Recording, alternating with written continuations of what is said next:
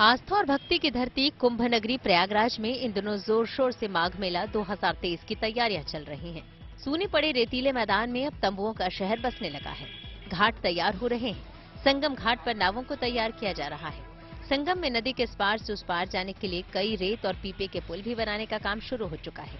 माघ मेला अधिकारियों का कहना है कि 2023 का माघ मेला कई खासियत से भरा होगा। मेले में जो सामान्यतः कार्य होते हैं पीडब्ल्यूडी का होता है, जो पांडुन पुल बनाता है। पूरे मेले में लगभग 150 किलोमीटर की चक्कर परेड लगती है, जिससे कि आवागमन के रास्ते बनते हैं। वो सारा कार्य पूरा हो गया है हमारी। माघ मेले का पहला स्नान पौष पूर्णिमा 6 जनवरी को है। वहीं दूसरा स्नान पर्व मकर संक्रांति 14 या 15 जनवरी, तीसरा स्नान पर्व मौनी अमावस्या 21 जनवरी को है। चौथा स्नान पर्व माघी पूर्णिमा 5 फरवरी और पांचवा स्नान पर्व महाशिवरात्रि 16 फरवरी 2023 को होगा। यहीं से माघ मेले का समापन भी हो जाएगा।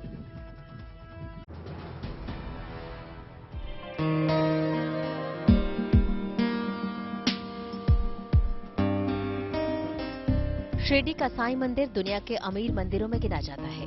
आम हो या खास, दूर दूर से लोग साईं बाबा के दर्शन करने आते हैं और मुराद पूरी होने पर चढ़ावा भी चढ़ाते हैं। साईं बाबा के दरबार में बेंगलुरु से आए एक भक्त ने साईं को सोने का मुकुट भेंट किया है। 980 ग्राम के सोने के मुकुट की कीमत 46,70,000 रुपए बताई जा रही है। हम कोई देने वाले नहीं है, सब बाबा का है, सब उनके चरणों में अर्पण है। जैसे कहते हैं ना, तेरा तुझको अर्पण क्या लागे मेरा, तो मेरा कुछ भी नहीं है, सब बाबा का है। नए साल के मौके पर साईं बाबा के दरबार की रौनक देखते ही बन रही थी। दर्शन के लिए भक्तों की भारी भीड़ उमड़ी। वहीं शिवानी दत्ता जैसे भक्त भी दरबार में पहुंचे और श्री साईं को सोने का मुकुट अर्पण किया।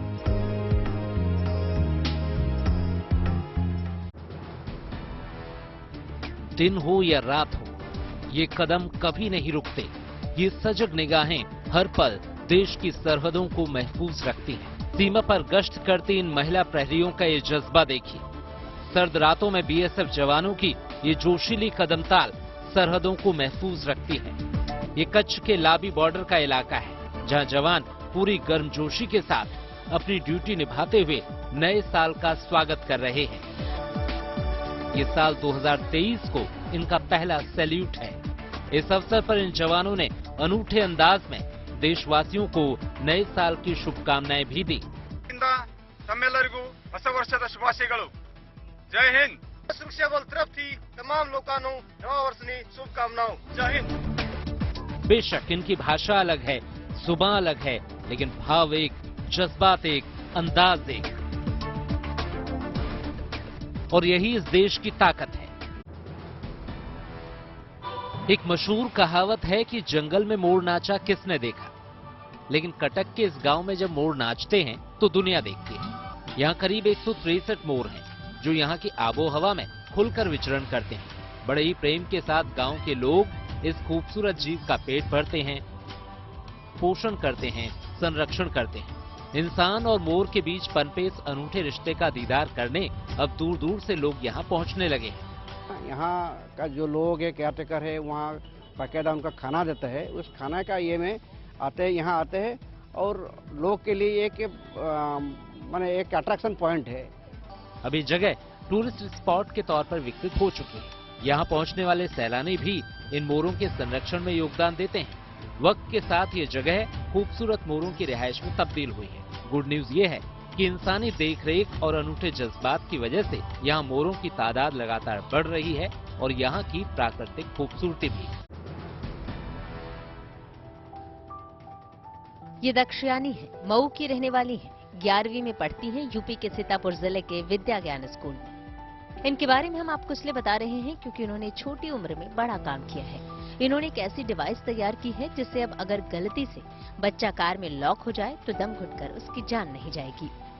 लेवल ऑक्सीजन का उसको CO2 का लेवल उसको डिटेक्ट करता है और ट्रिगर करता है मोटर को अगर वो डेंजर लाइन के बियॉन्ड होता है। इसकी वजह से जो मोटर होता है वो रोटेट करता है और जो विंडो होता है उसको ओपन कर देता है एक सर्टेन लेवल तक, जिसकी वजह से जो एयर का फ्लो होता है और बच्चा बच सकता है।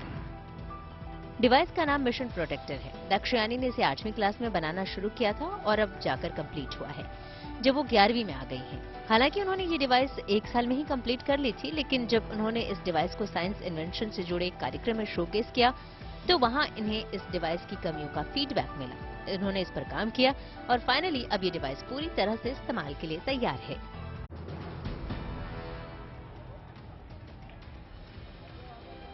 इस भीड़ को देखकर अगर आप सोच रहे हैं कि ये किसी रेलवे या मेट्रो स्टेशन का नजारा है तो आप गलत हैं। ये लंबी कतारें ताजमहल के दीदार के लिए है।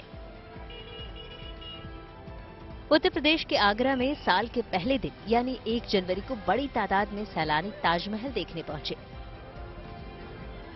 प्रवेश के लिए पर्यटक अपनी बारी का घंटों इंतजार करते रहे, लेकिन लंबे इंतजार और तमाम सुरक्षा घेरे से गुजरकर जब ताजमहल का दीदार हुआ तो लोग अपनी परेशानी भूल गए। मैं नोएडा से आई हूँ और एक्सपीरियंस बहुत अच्छा था, पर थोड़ी भीड़ ज्यादा है। बहुत अच्छा लग रहा है और साल के पहले दिन प्यार बांटना चाहिए, पूरे साल प्यार बांटेंगे, इसलिए प्यार की निशानी को देखने आए हैं हम लोग। ताजमहल का दीदार करने के लिए वैसे तो सालों भर देशी विदेशी मेहमानों का तांता लगा रहता है, लेकिन रविवार को लोगों के लिए ये और भी खास हो गया। एक तो साल का पहला दिन और वो भी वीकेंड पे।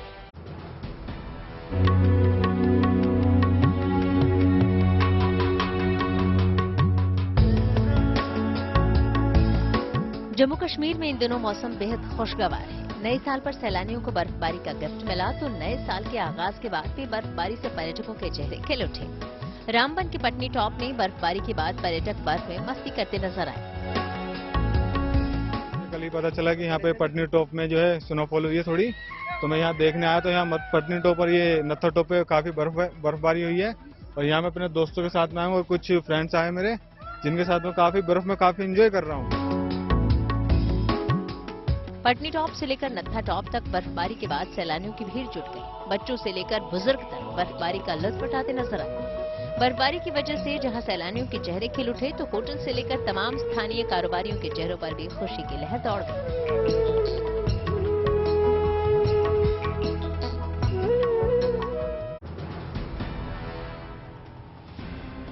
2023 में होने वाले वनडे वर्ल्ड कप के लिए रोड मैप तैयार हो गया है।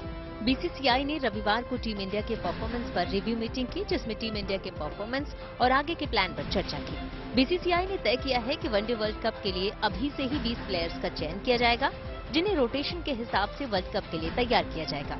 इनके फिटनेस, तैयारी और वर्कलोड का ध्यान रखा जाएगा और रोटेशन में मौका दिया जाएगा, ताकि अक्टूबर-नवंबर में होने वाले वर्ल्ड कप तक खिलाड़ियों की रिदम बरकरार रहे। बैठक में ये फैसला भी लिया गया कि एनसीए अब खिलाड़ियों और आईपीएल फ्रेंचाइजी के संपर्क में रहेगा, ताकि वर्ल्ड कप और अन्य इंटरनेशनल मैचों के मद्देनजर खिलाड़ियों का वर्कलोड मैनेज किया जा सके। रिव्यू मीटिंग में बीसीसीआई ने अब यो-यो टेस्ट की वापसी का ऐलान भी कर दिया है। पहले यो-यो टेस्ट पर रोक लगाई गई थी, लेकिन अब इसे फिर से वापस लाया गया। यानी अगर कोई प्लेयर इंजरी से आता है या 2 सीरीज के बीच में बड़ा ब्रेक होता है, तब खिलाड़ी को यो-यो टेस्ट देना होगा। अंकुरित आहारों से भरे ये दोने बेचने के लिए नहीं, बल्कि मरीजों के लिए खास तौर से तैयार किए जा रहे हैं। मध्य प्रदेश के बैतूल में इस सेवा को चलाने वाली संस्था का नाम ही है अंकुरित आहार परिवार।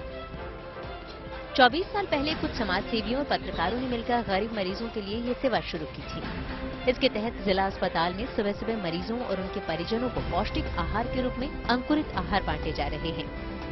अब तक अंकुरित आहार परिवार लाखों मरीजों को इसी तरह अंकुरित आहार बांट चुका है और अब ये 25वें साल में प्रवेश कर रहा है। जिला अस्पताल में हर दिन करीब 500 मरीजों के बीच सुबह 8:30 बजते ही अंकुरित आहार बांटे जाते हैं। उससे पहले संस्था से जुड़े लोग अस्पताल पहुंचकर पहले सेवा भावना की प्रार्थना करते हैं। उसके बाद अंकुरित आहार को दोनों में भरकर हर वार्ड में ले जाकर मरीज और उनके परिवारों में बांटते हैं।